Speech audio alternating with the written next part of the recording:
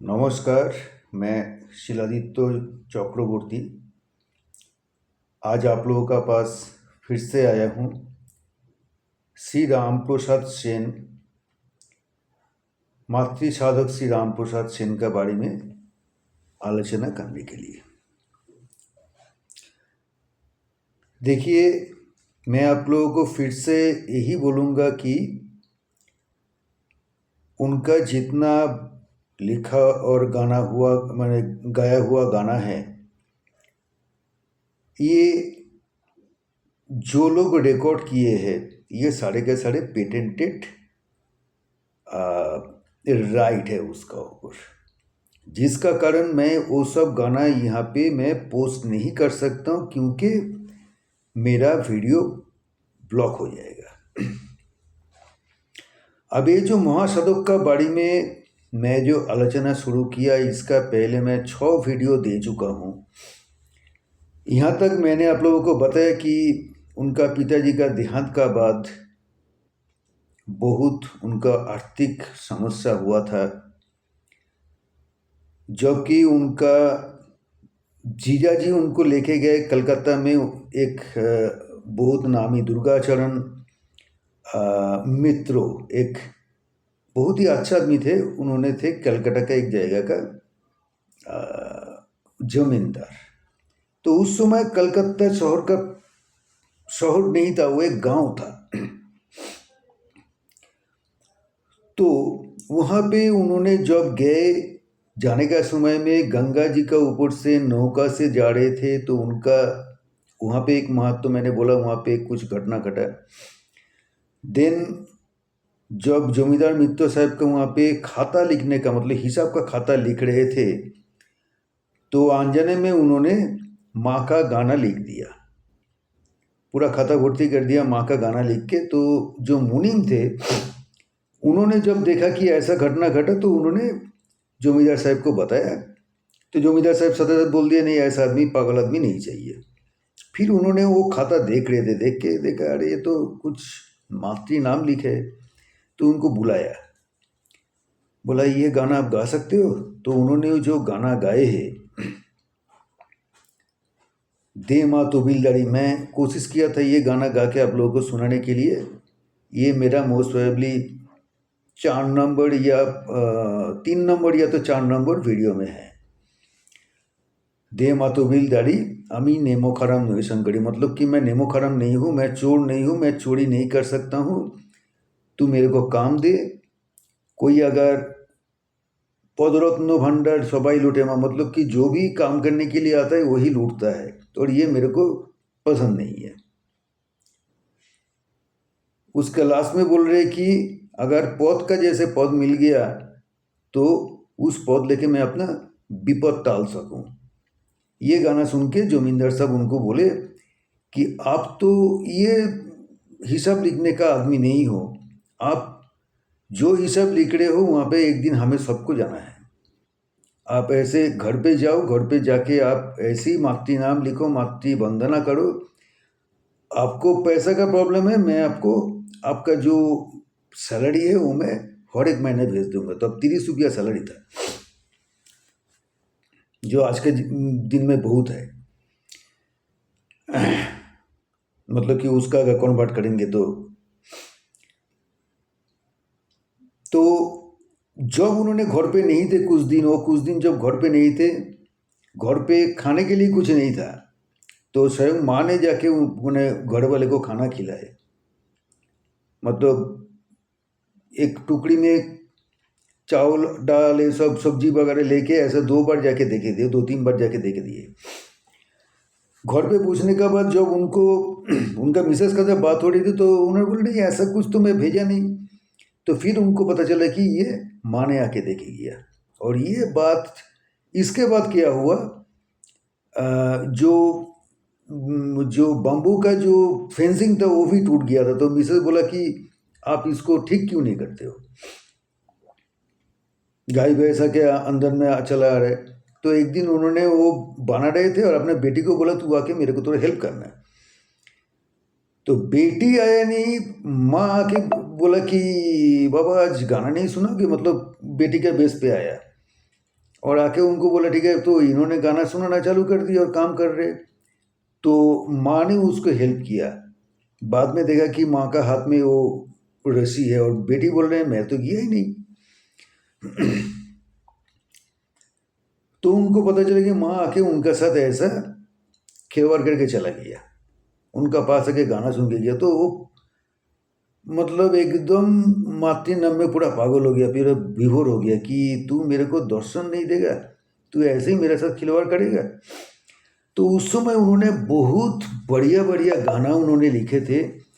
तो चलिए मैं एक गाना गाने का कोशिश कर रहा हूँ। मेरा गला से उतना आपको अच्छा लगेगा नहीं, क्योंकि मैंने कभी ना मैं गाना सीखा, ना मेरे को हारमोनियम बजाना आता है।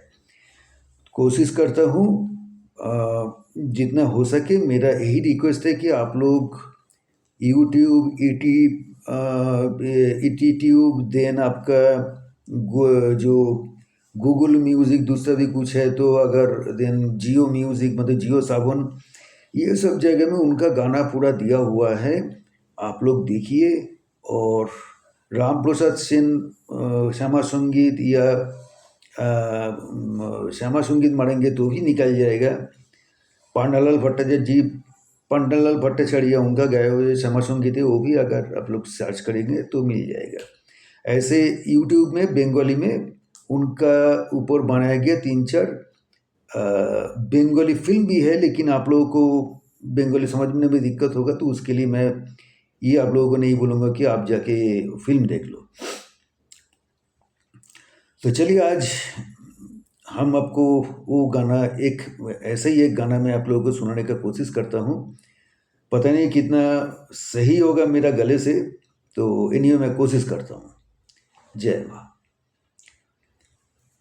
ओ पार संसार नाही पारा पार, ओ पार संसार নাহি পারাপার, মাগো আমার পরো শাস্তি পরো সঙ্গের সম্পদ, বিপদ তারিণী করো গো নিস্তার, মাগো আমার।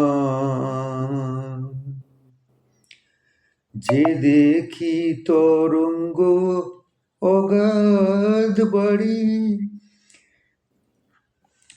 যে দেখি তরঙ্গ অগাধ বাড়ি, ভয়ে কাঁপে অঙ্গ ডুবে বা মরি, দিয়ে চরণ তরি কারো কৃপা করি, কিঙ্কর তোমারি রাখো এই পায়, মাগো আমার অপার সংসার নাহি পারাপার। বহিছে তুফান নাহি কো বিরাম, থরো থরো অঙ্গ কাঁপে অবিরাম, পুরাও মনস্কাম জপি তারা নাম, তারা তব নাম সংসারের সার। কাল গেল কালি হলো না সাধন, প্রসাদ বলে গেল বিফলে জীবন, এ ভব বন্ধন করো বিমোচন, মা বিনে কাদিনী কারে দিব ভার, মাগো আমার অপার সংসার নাহি পারাপার, মাগো আমার। मतलब ये जो संसार है इसका आर पार नहीं दिखाई देता है, अपार संसार नहीं पारापार, मतलब इसका पारापार नहीं है। हम लोगों का जो भी हम बोलते ये मेरा मेरा, ये कुछ भी मेरा नहीं है, कुछ भी अपना संपद नहीं है। जहाँ पे भी देखता हूँ, जे देखी तरंग अगाध बाढ़ी, जैसे सागर का सामने अगर आप खड़ा होके, कोई समुद्र का सामने खड़ा होके आप जब देखेंगे सामने अगाध बाढ़ी, मतलब कि इतना बड़ा जलराशि उसका आर पार दिखाई नहीं देता है।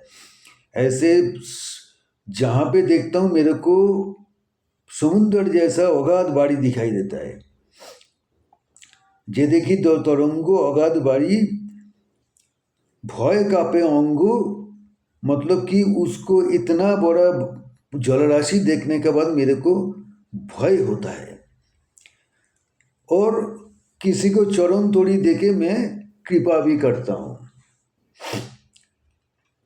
अब वही चे तूफान नाही को विराम, जैसे कि सागर का समुद्र का सामने जैसे कि साइक्लोन वगैरह आता है, वही चे तूफान, भयंकर तूफान चल रहा है, इसका कोई विराम नहीं है। वही चे तूफान नाही को विराम,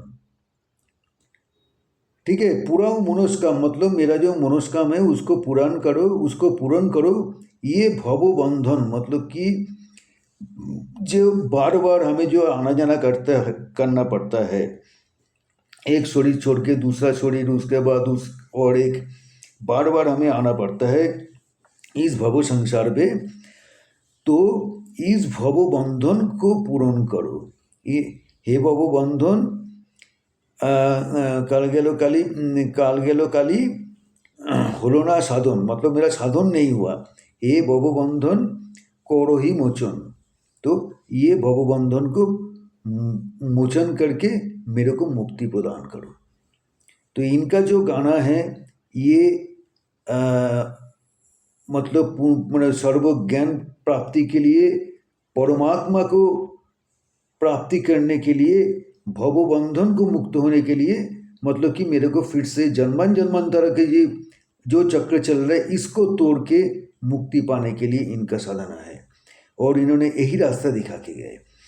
चलिए अगला दिन मैं आपको और भी अच्छा अभी कुछ गाना सिखाऊंगा। अब क्या हुआ, इस कुछ घटने का बाद इनका उस एरिया में बहुत नाम हो गया। तो जो गरीबों को ब्राह्मण लोग मैंने उस टाइम स्पर्श नहीं करते थे, उनको घर पे ले आके माँ का भोग प्रसाद खिलाते थे। और इसका कारण क्या हो गया, जितना सब्जी बिकने वाला जो होता है वो लोग अपना सब्जी से 1 लाख देते थे और वो ले आके यहाँ पे देते थे कि माँ का पूजन के लिए। और जिसका कारण क्या हुआ, वहाँ का जो पंडित समाज है, पंडित समाज इनका अगेंस्ट पे चले गए। तो वो लोग भी उनको बहुत तंग करने का कोशिश करते थे, क्योंकि पंडित समाज को जो सम्मान मिलने का था उस जगह में इनको सम्मान मिल रहा था। और ऐसे ही उस समय एक विरोध चल रहा था, जैसे कि वैष्णव वर्सेस शाक्तो, मतलब कि जो लोग तांत्रिक है, तांत्रिक का साथ वैष्णव गुरु का एक टासल उस समय चल रहा था। तो इसका पहले मैं आप लोगों को एक गाना सुनाया था मैं, कि चाहे हिंदू हो, मुसलमान हो, क्रिश्चियन हो, सबका ईश्वर अल्लाह गॉड सब एक ही है। फिर जो शाक्त है वो बोलते हैं दुर्गा, जो शैव है वो बोलते हैं शिव, जो वैष्णव वो बोलते हैं नारायण, जो बिजनेसमैन है वो बोलते हैं गणेश, जो इंजीनियर है या जो टेक्निकल काम करते हैं उनके लिए विश्वकर्मा। तो ऐसे ही उन्होंने बोले थे कि सब एक ही है, अलग अलग कुछ नहीं है, सब एक ही रूप है। तो